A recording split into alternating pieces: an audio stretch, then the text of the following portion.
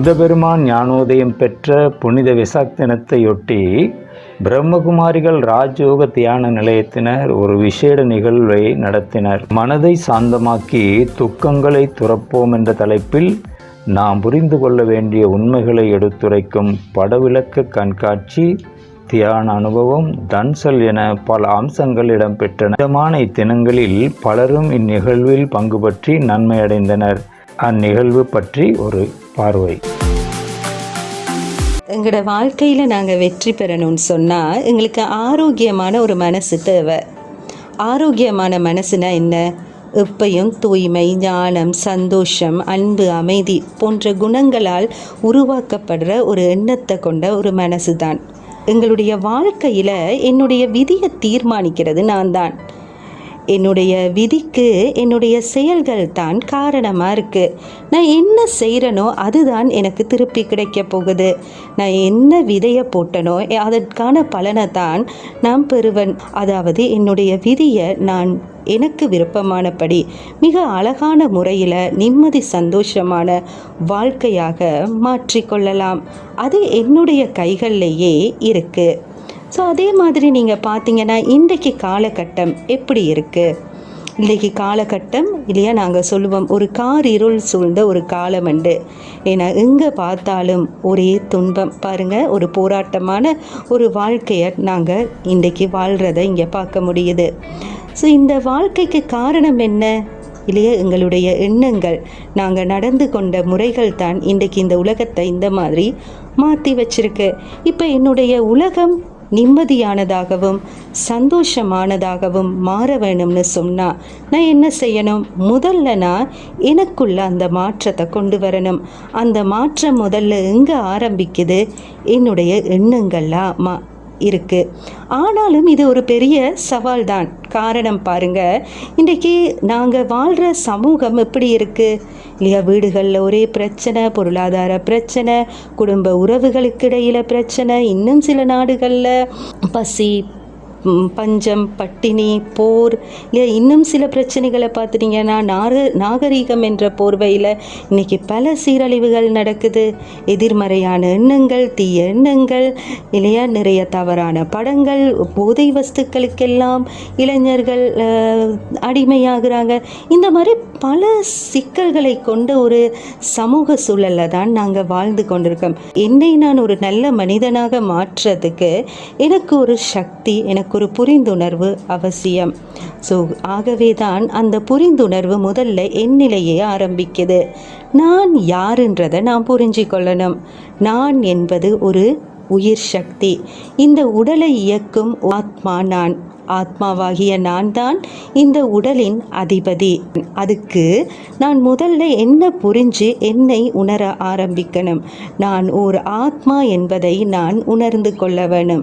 So அடுத்து பார்த்திங்கன்னா, ஆத்மாவாகிய எனக்கும் மேலான ஒரு சக்தியோட நான் தொடர்பு கொள்ள வேணும் இல்லையா? நான் இந்த உலகத்தில் வாழ்கிறேன் இல்லையா? இந்த பூமியில், இந்த உலகத்தில் நான் வாழ்கிறேன். ஸோ எனக்கும் மேலான ஒரு சக்தி, பரமசத்தியம் இல்லைனா இறைவன், பரம்பொருள் என்றெல்லாம் பல பெயர்களில் நாங்கள் சொல்கிறோம். அந்த சக்தியோடு நான் தொடர்பு கொள்ள வேணும். தினமும் நான் ஒரு நேரத்தை ஒதுக்கி என்னை நான் ஆத்மாவாக உணர்ந்து பரமாத்மாவான இறைவன் அவருடைய ரூபத்தில் சரியான முறையில் நான் தொடர்பு கொள்ளும் போது எனக்குள்ள இல்லையா, என்னுடைய வாழ்க்கையில் எனக்கு எப்போவுமே ஒரு பாதுகாப்பு கேடயமாக இருக்கின்ற ஆத்ம சக்திகளை நான் எனக்குள்ள வளர்த்து கொள்வேன்.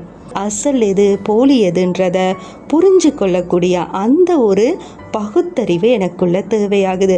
அந்த மாதிரி தான் பல சக்திகள் இருக்குது.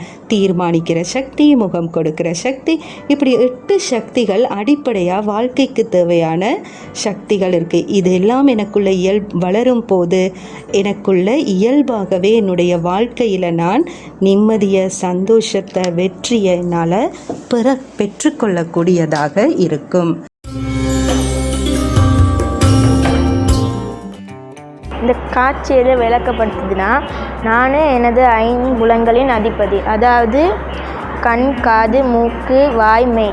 அது ஒரு அதிபதி ஆத்மா. எப்போ இந்த 5 புலன்களும் ஆத்மாவின் கட்டுப்பட்ட அளக்குதோ அப்போ அது தவறான வழியில் செல்லும். எப்போ ஆத்மா அந்த ஐம்புலங்களோட கட்டுப்படுத்தினா அது நல்ல வழியில் செல்லும். இந்த ஐம்புலங்களையும் கட்டுப்படுத்த ஆத்மாவுக்கு சக்தி வேணும். அந்த சக்தியை பெறுறதுக்கு நம்ம தியானம் செய்யணும்.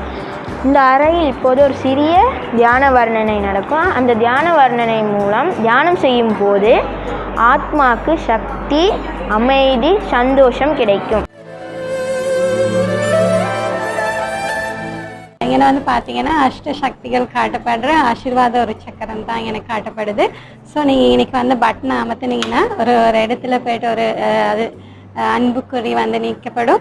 ஸோ அதுலேருந்து வந்து ஒரு ஆசீர்வாத பத்திரம் எடுத்து கொடுக்கப்படும். ஸோ அதில் வந்து நிறைய பேர் பார்த்துட்டு சொல்லுவாங்க, ஸோ என் மனசில் உள்ளது எனக்காக நான் நினச்சது வந்து எனக்கு கிடைச்சிருக்கு, இது சாத்தியமாக, இது என்ன விசேஷமாக இருக்குது அப்படின்னு சொல்லி கேட்பாங்க.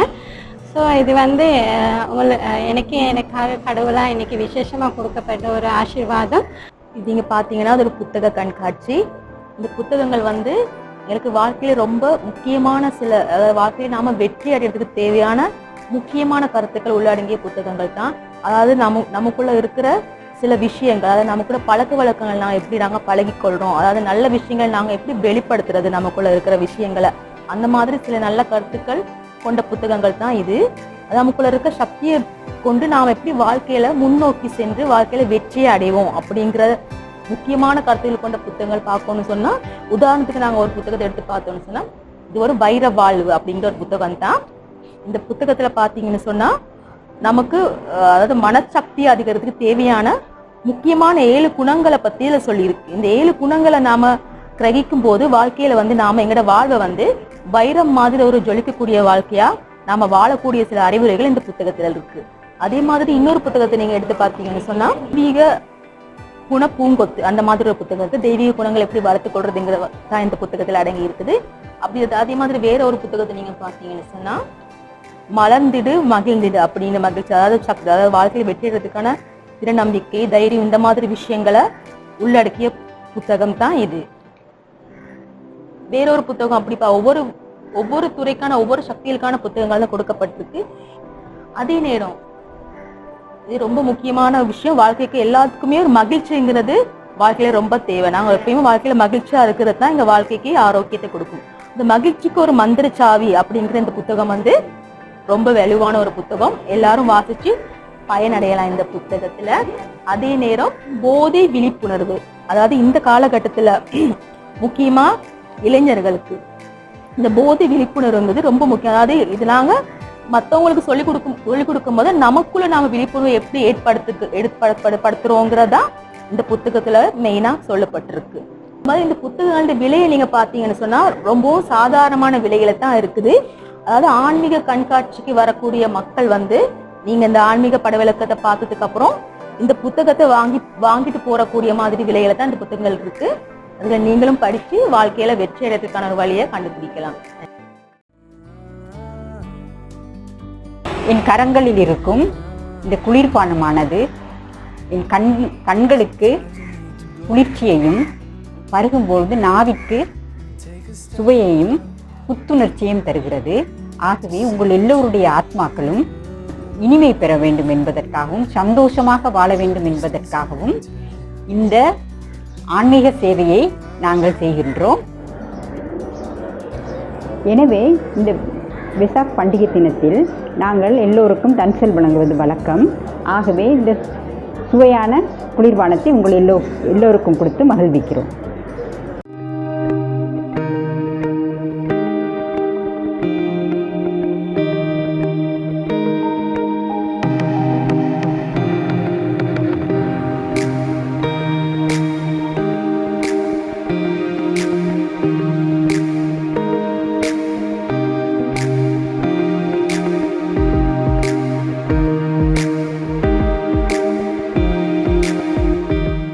நாடளாவிய ரீதியில் வெசாக் தினத்தை அனைவரும் அண்மையில் கொண்டாடினோம். புத்த பெருமானின் போதனைகளில் ஒன்று, உங்கள் வாழ்க்கையில் நல்லதொரு மாற்றத்தை காண விரும்பினால் முதலில் அந்த மாற்றத்தை உங்கள் எண்ணங்களில் கொண்டு வாருங்கள். அதேபோல் உங்கள் வாழ்விலும் அனைத்து பிரார்த்தனைகளும் அபிலாசைகளும் நிறைவேற பிரம்மகுமாரிகள் ராஜயோக நிலையத்தின் சார்பாக வாழ்த்துகிறேன். நன்றி.